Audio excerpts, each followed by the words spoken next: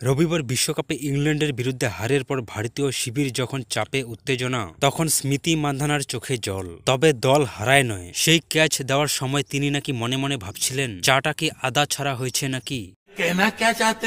হ্যাঁ, ঠিকই শুনেছেন। দলের সবচেয়ে বেশি রান করে স্মৃতি ভারতকে জেতাতে পারেনি, মাত্র 4 রানে হেরে যায় ভারত। বন্ধু, আপনিও নইলে পরে ভিডিওটিকে হারিয়ে ফেলবেন। তার জন্য এখনই ভিডিওটিতে লাইক আর চ্যানেলটিকে সাবস্ক্রাইব করে রাখুন। যাই হোক, ম্যাচ শেষে ডাগ আউটে বসে তিনি যখন চোখ মুছেন, ঠিক তখনই ক্যামেরা ধরে ফেলে সেই চোখের জল বনাম ধুলো মিশ্রণ। সাংবাদিক বৈঠকে গিয়ে তিনি বলে ফেললেন, আমার শট তো মনে হচ্ছিল ঠিক আছে, কিন্তু বল উঠল না। মনে হচ্ছে বল আর আমার বোঝাপড়ার দাম্পত্য জীবনের মতোই কমপ্লেক্স।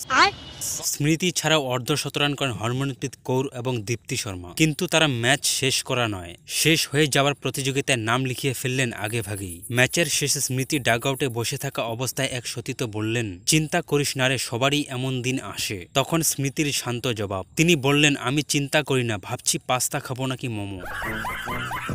চাপে পড়ে লিন্সে স্থিতের একটি বল মাটি ঘেঁষে মারতে গিয়ে যে ক্যাচটা দিলেন, তার ব্যাখ্যা স্মৃতি বললেন, বল দেখেই মনে হচ্ছিল ফ্ল্যাট যাবে, ওটা যে উড়ে গিয়ে ফিল্ডারের গলায় ঝুলবে কে জানতো। তিনি আরো বলেন, ধস তো আমার থেকেই শুরু, আমিই ধসের কন্ট্রাক্টর। পাশে থাকা এক কোচ হেসে বললেন, তুই ধসে না, ধস তোকে ভালোবাসে।